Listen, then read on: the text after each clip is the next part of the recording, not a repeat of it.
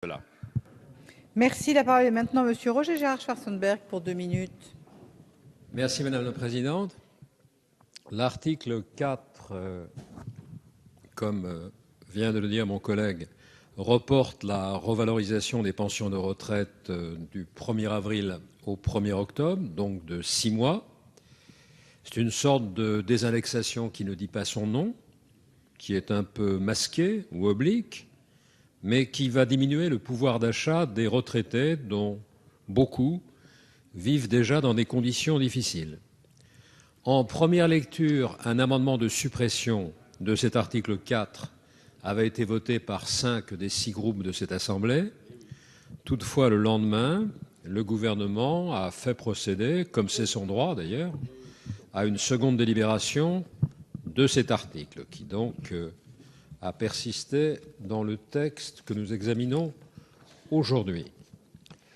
Il serait souhaitable pourtant de trouver tous ensemble une issue à cette situation. C'est le sens des amendements que nous avons déposés, dont je veux brièvement résumer la portée. Ces amendements visent à exempter au moins de ce report de la revalorisation les retraités les plus modestes. C'est-à-dire que cet amendement n'est pas un amendement de suppression de l'article 4, il ne remet pas en cause la mesure générale, mais il cherche à établir un seuil en faveur des retraités pauvres. Alors il y a bien sûr, on me le dira, l'ASPA, l'ex-minimum vieillesse, mais il y a aussi d'autres personnes qui se trouvent sous le seuil de pauvreté en dehors des bénéficiaires de l'ASPA et auxquels il faut également penser, d'autant que des engagements avaient été pris en ce sens de manière très claire.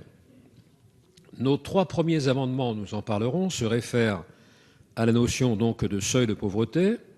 Le premier se fonde sur la notion des 6/10 du revenu médian.